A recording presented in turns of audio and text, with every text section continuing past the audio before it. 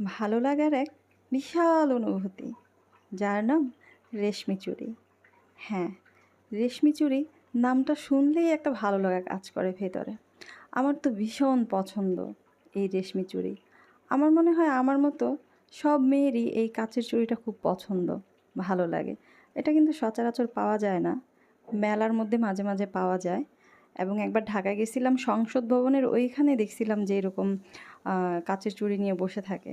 খুব ভালো লাগে দেখতে, মানে এত রকমের কালার থাকে, দেখলে ইচ্ছে করে সবগুলা কিনে নিই। যদিও আমি চুড়ি খুব একটা পরি না, মাঝে মাঝে শাড়ি পরলে তখন শাড়ির সাথে একটু চুড়ি পরি। তাছাড়া তো আর আমার এমনি কখনো চুড়ি পরা হয় না।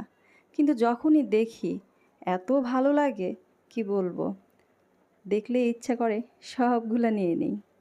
এখানে মেলায় আসছিলাম, তো এই চুড়িগুলা দেখে খুবই ভালো লাগছে। তারপর অনেকগুলা নিচ্ছি, চারটা কালারের চুড়ি নিচ্ছি আমি, নিয়েই রাখছি কিন্তু। ঘরে এসে ড্রয়ারের মধ্যে ভরে রেখে দিব, বাস।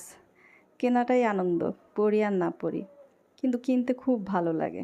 রেশমি চুড়ির প্রতি ভালো লাগাটাই অন্যরকম। কেমন একটা মিষ্টি শব্দ করে না চুড়িটার মধ্যে, ঝনঝন ঝনঝন, খুব মিষ্টি একটা শব্দ করে, ভীষণ ভালো লাগে।